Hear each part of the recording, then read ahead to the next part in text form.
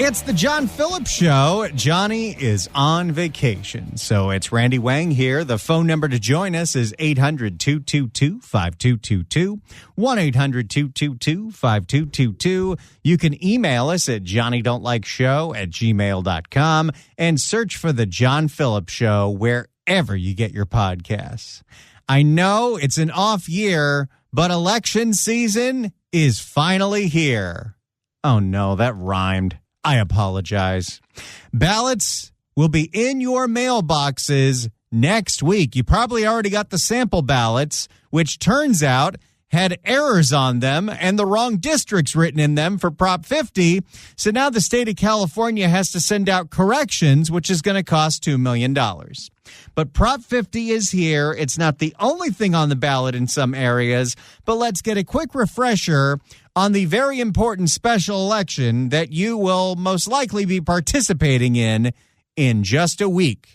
Here is a refresher from NBC4 and Conan Nolan in Los Angeles. LA County voters will soon receive their vote-by-mail ballots ahead of the special election here in November. They're going to decide whether to approve or reject the proposal to redraw California's congressional districts. Now, of course, the measure is in response to the state of Texas and their redistricting plans. Our Conan Nolan is here to walk. Although I think if that gets struck down in court, California is still going all the way with this. Our Conan Nolan is here to walk us through Prop 50 before you have to cast your vote. That's right. So ballots are on their way. LA County, San Bernardino, Riverside, they're on their way. One question, Prop 50. And while it is about the redrawing of congressional district maps in California, in reality, it represents a huge gamble by Democrats, and particularly Governor Gavin Newsom. A gamble for Gavin? He needs to win this, which is why Republicans are going full court press to defeat it. Gavin has gotten so much national, you could even argue international attention on this special election. He's gone on national talk shows. He was just on with Stephen Colbert. If this thing isn't a win for him, it is going to be very embarrassing.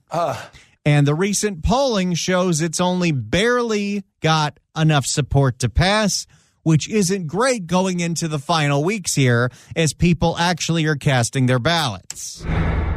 At LA's Trade Tech College, backers of the November ballot measure Proposition 50 called it a vote not only on new congressional district maps, but a way for those opposed to the Trump administration to fight back on everything from immigration raids to tariffs and the deployment of U.S. troops to American cities. Burbank Assemblyman Nick Schultz. And if you're watching... Oh, that guy? Great. Burbank Assemblyman Nick Schultz. And if you're watching... Wasn't this the guy that didn't want to toughen the penalties for the purchasers of child prostitutes? Fantastic choice. Burbank Assemblyman Nick Schultz. And if you're watching this and you feel powerless in this moment and you feel afraid, vote yes. Vote yes on Proposition 50. And by extension, you are rejecting Donald Trump and his racist, xenophobic policies. Ballots are now in the mail.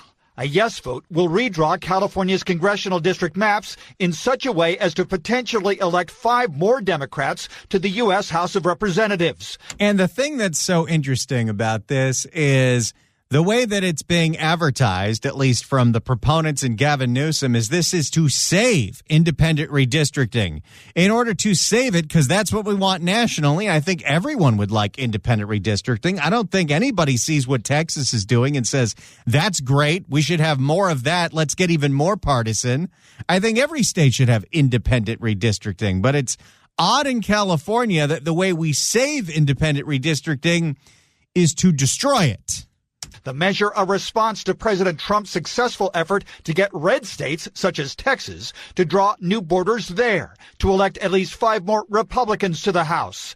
It's all part of an effort to keep the GOP in control of Congress following next year's midterm elections. And then, of course, the typical language that you hear, well, we have to do this because after 2026, there will never be an election again. Sure.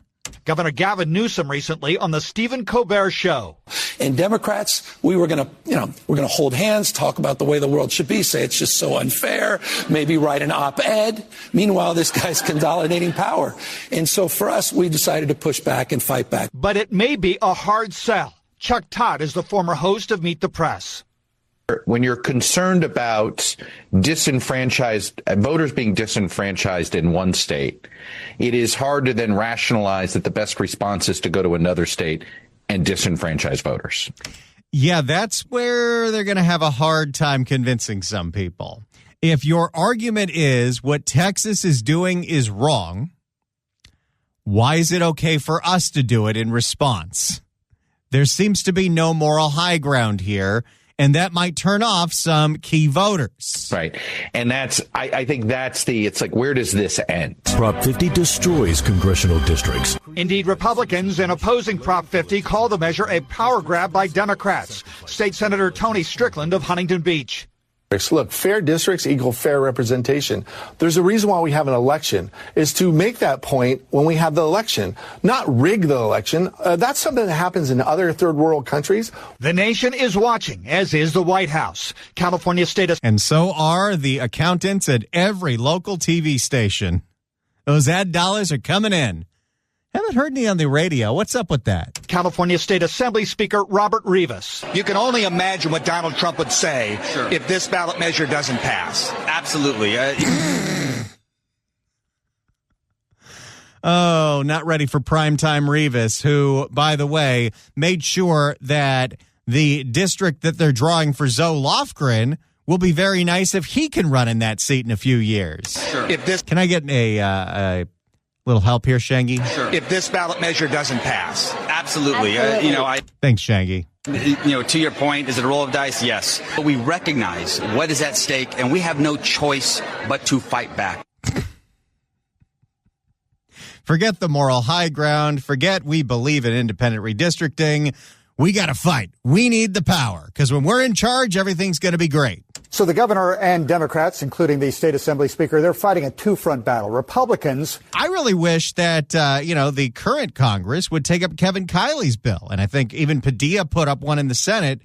None of this should be happening anywhere, including California. Want this effort to fail, in large part because of political reasons and the impact it would have on the House majority. So that's Prop 50, but in certain parts of California, that's not the only thing that's going to be on the ballot. In fact, we have a ton of listeners in San Jose and Santa Clara County.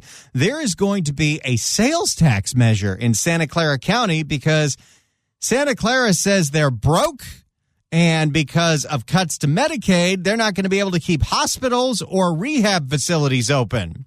For more, let's go to this report from KPIX in the Bay. The story of a social worker in the South Bay who turned her life around after a long struggle with drugs. But now the program that helped her get her life back on track is in danger of shutting down. Santa Clara County is... Can't we just defund all the harm reduction nonsense? Santa Clara County is projected to lose about $1 billion over the next few years because of federal Medicaid cuts. County leaders are trying to make up for some of that money lost, but voters will be the ones who ultimately decide a month from now. Len Ramirez has the story. If you just met Mia Jareggi today, you'd never guess the painful path she took to get here. She's now a county hospital social worker, helping others and serving the public with pride. It's the best feeling in the world, Len. It really is. It's indescribable. I feel like I'm doing exactly what I was meant to do. Like I'm fulfilling the purpose for my life. Good for her. If anyone's watching The Pit, you've seen what those people at county hospitals, especially the social workers, have to put up with. My goodness. But Mia's Don't watch that show while eating. But Mia's past life was full of hardship and survival. Born to drug-addicted parents, she says her childhood was filled with chaos and neglect. Started experimenting when I was 15 years old, and from 15 to 35, I was full-blown active addiction. 1 year while serving time, she earned her GED, but her self-destructive cycle continued. Then, facing prison, a judge gave her a choice, hard time or rehab. This must have been before Prop 47. These are the kind of stories that we used to see before Prop 47 and Housing First. This is something that we hope to see again if Prop 36 gets fully implemented. Somebody getting the choice, get your life together, or you're going to prison for a long time. Through a nonprofit that helps people get clean called Pathway Society. The day that I went, I was using up into the moment that I was on my way to treatment. And once I got there... I mean, yeah, if you're going to get clean, I got to imagine you got to have that last hurrah. Some people might not survive it. It was like a relief. You know, I didn't have to fight anymore. All right, just have a seat right here. Pathways provides a structure that Ruben, a Pathways counselor, says is key for the thousands of people it serves. Daily check-ins, group therapy, life skills training. 21-year-old Sergio, who just checked into a downtown group home, says without it, his future was grim. These are the kind of things we should be spending more money on. These are the kind of programs that actually work.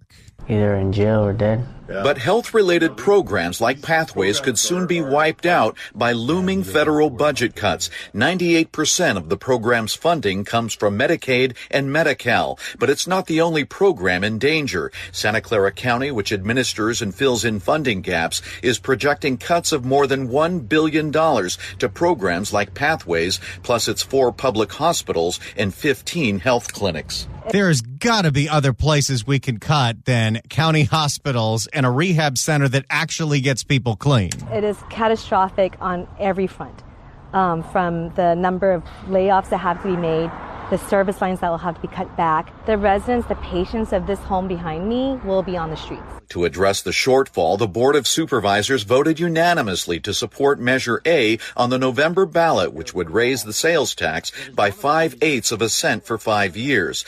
Okay, so here we go. It is another sales tax hike, this one for Santa Clara County. And I guess this money's supposed to be used to keep these hospitals open and keep this rehab open? Is it specifically defined for that? Or is this like Measure A in Los Angeles County, which doubled the homeless tax and there's no accountability for where any of that money's going? To address the shortfall, the Board of Supervisors voted unanimously to support Measure A on the November ballot, which would raise the sales tax by 5/8 of a cent for 5 years. It's expected to bring $330 million a year to help pay for public health. Vote. When you say public health, does that mean these county hospitals and that county hospital social worker? Does that mean the rehab program Pathways? Or are there Barbara Ferrers in Santa Clara County that need money too? Next slide. Because there are some aspects of public health that are desperately needed. There are other aspects, like harm reduction programs that we see in San Francisco and Los Angeles, that should not be getting funded. No, thank you. Vote no on Measure A. But Measure A faces a vocal opposition from taxpayer groups led by people like Dan Stedging. The timing's wrong for this tax. We've got record inflation, and people can't put groceries on the table and gas in the car. That is a very fair argument. It is very expensive to live in California. It is very, very, very expensive to live in Santa Clara County. Should we really be trying to raise prices on everything even more? Supervisor Betty Young says there is no other way to keep the doors open for programs like they were when Mia went through. I know the cost of living is challenging for many people, and that's why we structured the sales tax measure the way we did. Temporary, 5 years, 5/8 of a penny. Well, that's the other problem with this. Nobody believes in a temporary tax. Jerry Brown sold everyone a temporary tax to balance the budget in 2010. And what do you know? They made that tax permanent. And essential items are exempt from the sales tax measure increase. After completing her own recovery, Mia got a job with Pathways, helping people like herself. Then came a bachelor's degree and later a master's in social work. I actually was able to walk across the stage and get my master's degree and get hooded on my 13-year clean recovery milestone. Success story. Love to see it.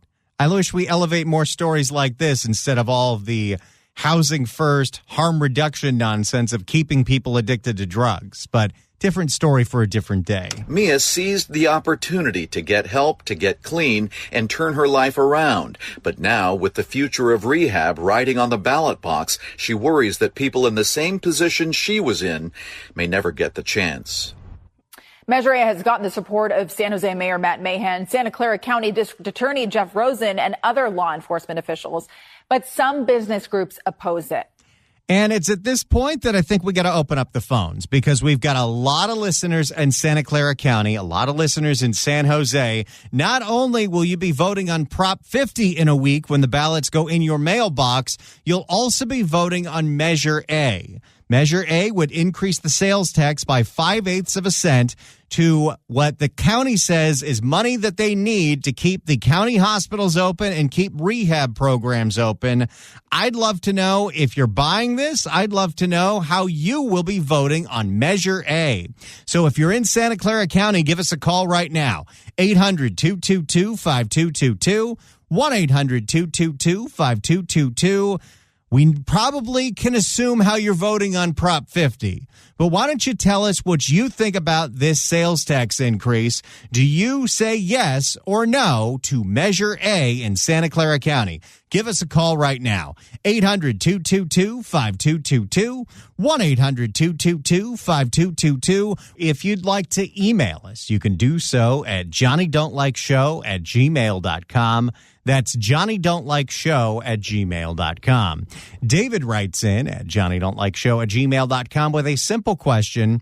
Why do we have to use federal money for state and county programs for recovery? Great question. Why can't the state pay for county recovery programs? Why are those federal obligations? The state has money for high-speed rail to nowhere. It has money to support illegal immigrants to use the state Medicaid system. It has money to support trans procedures, but doesn't have the money for county recovery programs. The feds are trying to cut a draconian deficit, and it seems like a reasonable policy for the feds to make cuts to state health care programs that the states themselves can fund. And, you know, it is a very good point. But when it seems to come to anything that's related to healthcare, whether it's hospitals, whether it's rehab programs like this, it's all about reimbursement, and federal reimbursement drives policy. If you ever wonder why there's no mental hospitals in the state of California, the reason there's no mental hospitals is because right now, they cannot be reimbursed by Medicare. You cannot reimburse a mental hospital. Anything that has more than 16 beds, that's nonsense, and that's a policy that we need to change. 800-222-5222 is the telephone number, 1-800-222-5222. If you'd like to email us, you could do so at I knew I was going to do that. I have a different email address for the 5 o'clock show that I do on KABC, and at some point I'm going to slip. If you'd like to email us, you could do so at johnnydon'tlikeshow@gmail.com. That's johnnydon'tlikeshow@gmail.com. Jimbo in Santa Clara writes in at johnnydon'tlikeshow@gmail.com on Measure A. Randy, we don't have a shortage of money problem. We have a spending problem. No more taxes. No on 52. I can't wait to move to my forever home in Montana that I am Airbnb-ing now and GTFO of this commie state. Jimbo, love your energy. Just remember that when you move to Montana, there's no good talk radio out there, so make sure you have the KSFO app so you can listen to us while you're enjoying the Big Sky State. Is that it? I think so.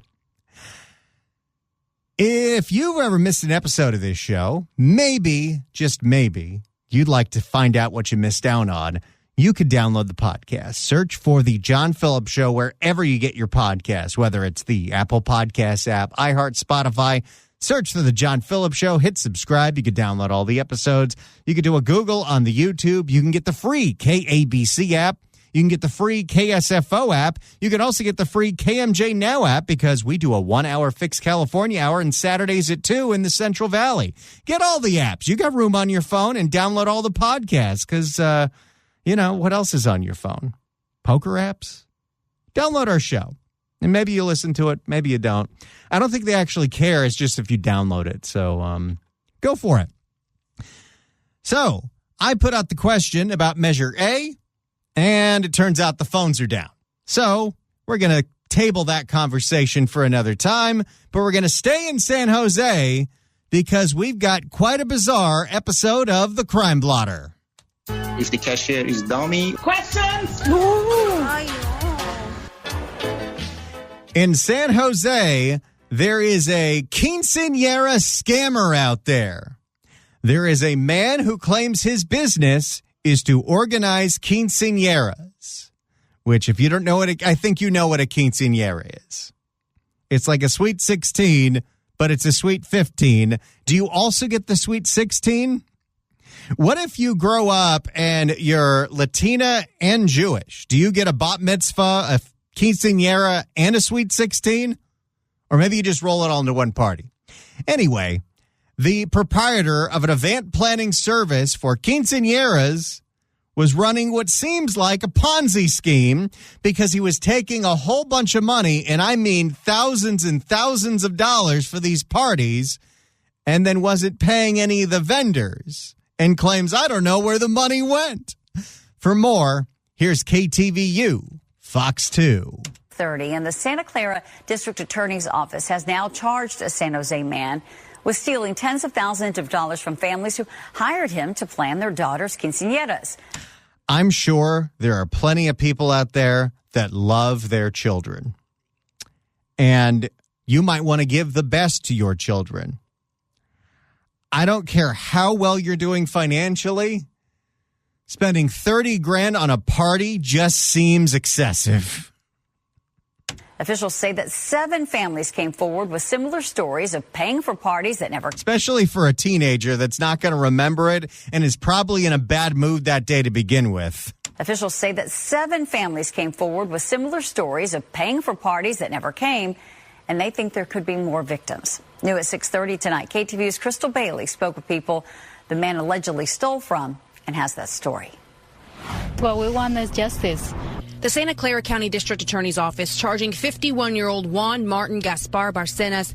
Oh, wow. You know this guy's bad if they give him 4 names. The Santa Clara County District Attorney's Office charging 51-year-old Juan Martin Gaspar Barcenas.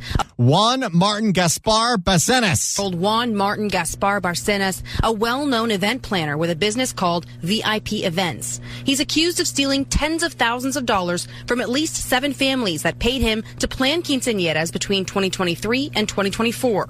I mean, if you're an event planner, it would seem fairly simple. You take a little cut for yourself because you know the vendors, but you take that money and you give it to the balloon guy and the DJ that's definitely going to play outdated songs. You don't need to do the cha-cha slide. It is not 1995. When families showed up on the day of the event, they learned that the vendors had not been paid and it was not going to happen unless they paid them again. Yeah, and if you don't pay, that food's getting spit on. Maria Torres, one of the victims, says she paid Gaspar nearly $20,000 to plan her daughter's 15th birthday party last year, a significant moment in a young girl's life. Again, not the point of the story. The point of the story that this is a crook who scammed families. That being said, $20,000 on a birthday party. I know it's a special thing. It's a quinceañera and you got to buy the dresses. But $20,000? I just don't understand that. Maria Torres, one of the victims, says she paid Gaspar nearly $20,000 to plan her daughter's 15th birthday party last year, a significant moment in a young girl's life. He hadn't paid any of the people involved in the event, and he didn't have any money to pay me. Torres says there's strength in numbers, and only after multiple families came forward did the charges come. We are in the WhatsApp chat. What, if only one family reports this, they got to go to the Better Business Bureau, but all of a sudden when there's dozens of families that all got scammed by the same event planner, we realize, oh, this is a criminal scheme. So good on Santa Clara for doing something about it. We are in the WhatsApp chat, and we are more than 30 families.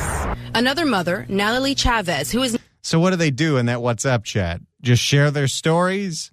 Start trying to figure out what he did with all their money? Compare and contrast as to who spent the most money on a birthday party? Another mother, Natalie Chavez, who is not named in the complaint, told us she lost $5,000 for her daughter's quinceañera. She says she had to have the party a year later, thrown as a sweet 16. And Salvador Gomez, who says I don't think you can roll 2 parties into one. Maybe you can. It's like those poor unfortunate souls that are born around Christmas time. You're not getting a birthday present and a Christmas present. And Salvador Gomez, who says he's planning on reporting his case to police, says he hired Gaspar for nearly $10,000. He says family members chipped in to give his daughter the quinceañera she dreamed of when Gaspar did not deliver. I got to know what the amenities are at these parties. What does $10,000 get you? Because I've never been invited to a quinceañera. I've been to a bar mitzvah or two. But, you're renting an event hall.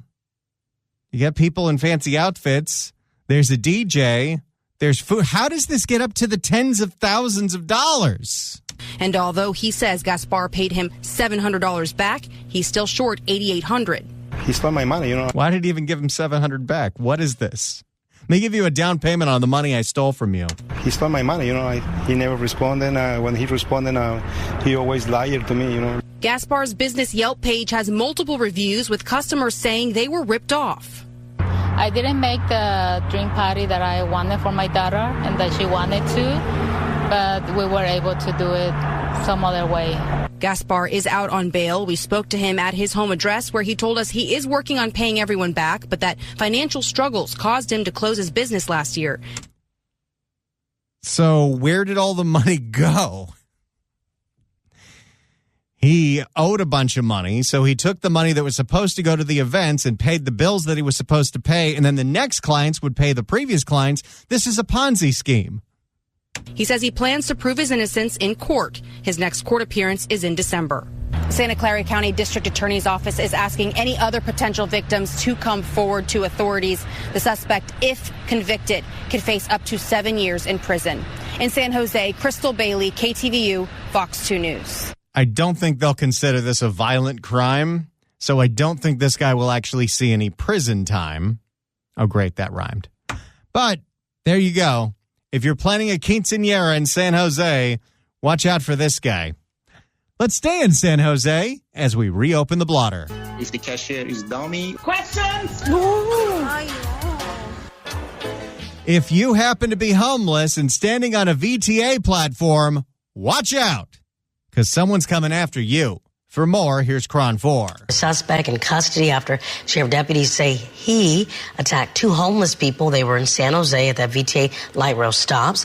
Both of the victims suffered brutal injuries to their heads after they were beat, and they're still in critical condition. Cronver's Jack Momut has that story. And before you start thinking that there's some vigilante out there attacking homeless people like the season 5 of The Wire, except that was made up, just remember, the majority of the attacks on homeless people are done by other homeless people. 2 violent attacks in San Jose on VTA light rail platforms, one at St. James Park on September 19th and another on September 29th on Gish Road. Investigators say both victims are unhoused.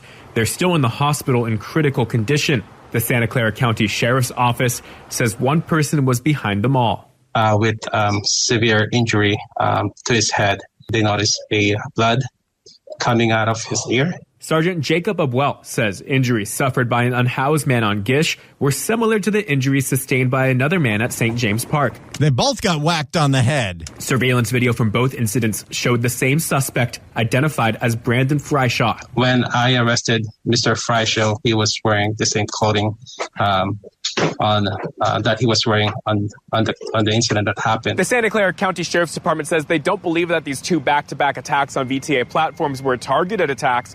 Meantime, unhoused advocate. So just random people who happen to be homeless that are standing on the platform, they weren't being targeted. There's just other crazy people that are swinging every chance you get until that train comes. Meantime, unhoused advocates say they do believe that as the city continues to sweep more encampments, it will only lead to more unhoused people being in unsafe situations. No. Whenever we have a story about the homeless, especially in San Jose or San Francisco, there always has to be, I guess, another side to the story, and that's the homeless advocate saying what? If Matt Mahan didn't clear out Columbus Park, then these guys standing on the platform wouldn't have been beaten? There's no connection there, and it wasn't safe for those people to be in Columbus Park either. Meantime, unhoused advocates say they do believe that as the city continues to sweep more encampments, it will only lead to more unhoused people being in unsafe situations. Mike, he seemed like a really happy guy. I've always had really positive interactions with him. Elizabeth Agremont is an unhoused advocate and says the man who was beaten on the Gish VTA platform is named Mike, the man who she says slept in front of the 7-Eleven for months. We had really good conversations, and it's her best friend now. Hey, why don't you, since you're having such great conversations with Mike, why don't you invite him into your house? I don't buy the term unhoused advocate unless those people have brought them indoors to their own home with their own family. Because if you feel so safe around these people, why don't you give them your garage or your spare bedroom or your office? How about all of it? And he had a dog, a black husky named Luna. It made me feel really, really sad. I was really devastated that something so terrible could happen to such a nice guy. Agremont says she's seen more unhoused people walking around this area of the city and says San Jose's constant sweeping of encampments is pushing them into more dangerous situations. The encampments are unacceptable. What is the unhoused advocate advocating for here? To keep them in the encampments? The public right-of-way is for the public. The parks are for the public, not for people to park RVs and pitch tents and do drugs. And none of this connects to someone getting randomly beaten on a VTA platform. And says San Jose's constant sweeping of encampments is pushing them into more dangerous situations. People who are unhoused, they're extra vulnerable, and it seemed like a very targeted incident. Agremont says the police just said it wasn't targeted, but sure. Agremont says she hopes these attacks on unhoused people raise awareness. Yeah, I hope that he's able to fully recover, and I hope that he doesn't have to return back to this corner. Everyone deserves to be housed with dignity and to be able to recover, with dignity too. The sheriff's office says Fryshaw was on parole when he was arrested this week and now faces charges of attempted murder. Oh, yet another person who was let out of prison early because the state parole board, made up of people appointed by Gavin Newsom, said this guy is safe to reenter society. There's only so much that police officers and sheriff's deputies can do. There's only so much that district attorneys can do. But when you have parole boards and judges that decide everyone needs a 3rd, 4th, 5th, 6th, and 7th chance and let people out of prison before they are fully rehabilitated and have a pathway to success, well, we're just sending them back out to victimize the community. Also, adding to the homeless population. The sheriff's office. It's not a surprise that the spike in the number of visible homeless on the streets of places like Los Angeles, San Francisco, San Jose, and Oakland exploded the same time that the state legislature passed AB 109, emptying out the prison population to only have people that were considered violent in prison, and all the non-violent felons went to county jail, except the county jails were overcrowded, so everyone gets probation and parole and ankle monitoring, and, well, you have what we have today. The sheriff's office says Fryshaw was on parole when he was arrested this week and now faces charges of attempted murder. In San Jose, Jack Molma, Cron 4 News. So there's the latest out of San Jose. If you'd like to email us, you can do so at johnnydon'tlikeshow@gmail.com. That's johnnydon'tlikeshow@gmail.com. Got a whole bunch of people that emailed us about Measure A up in the Bay. Eric writes in, Eric the mailman, hey, Hot Randy, I've never voted yes on any tax increase, and here's why. Ironically, in this case, voting yes is like getting change to the junkie and expecting them to buy the essentials with it. There's no accountability for where our money goes, and there won't be going forward. The story plays on our emotions, but doesn't offer any confidence that it goes towards its intended purpose. Will writes in and says, bailing out Santa Clara County with tax increases is as useless as paying Gavin Newsom or Karen Bass's fat salary to do what they do best, which is nothing. And Aaron writes in and says, Randy, I worked for the county. They receive plenty of money. It's how they choose to spend it is the issue. Perhaps they can sell a few of their recently purchased hospitals. Temporary is a lie. I'm so sick of the gaslighting and spending my money recklessly My vote is a big, fat no. Well, we will keep you up to date on what it's looking like for Measure A, the proposed sales tax increase in Santa Clara County. In the meantime, do I have something exciting for you? 790 KABC welcomes Some Like It Hot to the Segerstrom Hall in Orange County, October 7th through the 19th. Tickets are on sale now at scfta.org. But right now, caller number 9 at 1-888-790-5222 gets a pair of tickets to the show on October 8th. That's like less than a week from now. Boy, this year is going quick. Tickets furnished by the Segerstrom Center for the Arts in beautiful Costa Mesa. Good luck dialing. We got 2 more hours to go here on the John Phillips Show. When we come back, believe it or not, 9 months after the devastating fires in Southern California, there are still plenty of fire victims fighting with their insurance companies, specifically the FAIR Plan. We'll give you those details next on the John Phillips Show.